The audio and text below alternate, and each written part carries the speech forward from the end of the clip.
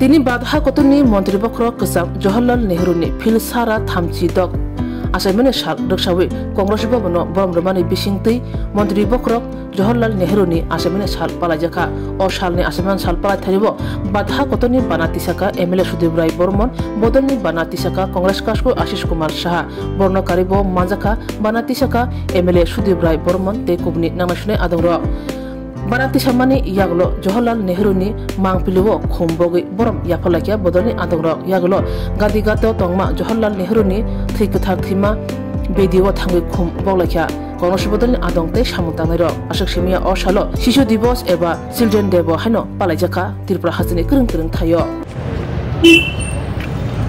পণ্ডিত জওহরলাল নেহরু দেশের প্রথম প্রধানমন্ত্রী, ওনার 136তম জন্ম জয়ন্তীতে ত্রিপুরা প্রদেশ কংগ্রেসের পক্ষ থেকে ওনাকে শ্রদ্ধা জানাই।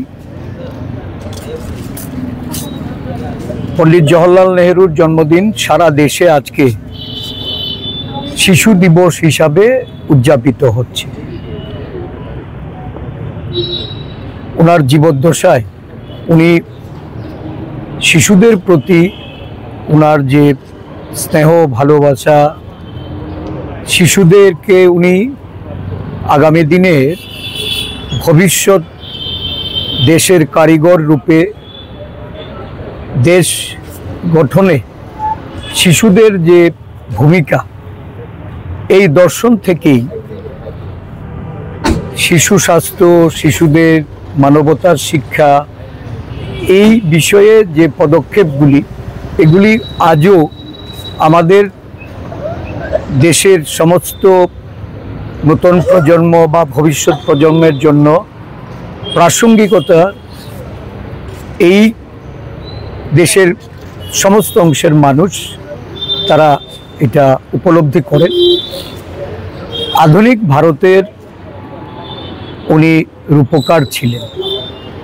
ওনার সুশাসনে পঞ্চবার্ষিকী পরিকল্পনা, পঞ্চশীল নীতি ভারতবর্ষকে উন্নয়নের শিখরে শুধু নয়, সমগ্র বিশ্বের মধ্যে একটা অন্যতম শ্রেষ্ঠ রাষ্ট্ররূপে পরিগণিত করতে ওনার শাসনকালটা ছিল এই দেশের জনগণের জন্য অত্যন্ত গুরুত্বপূর্ণ। এই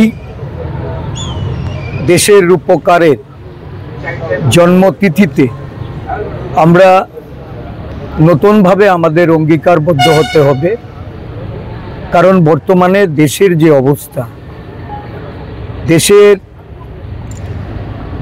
প্রশাসন যারা চালাচ্ছে তারা ইতিহাসকে মুছে দিতে চায়। দেশের স্বাধীনতা আন্দোলনে পণ্ডিত জওহরলাল নেহরুর যে গুরুত্বপূর্ণ ভূমিকা,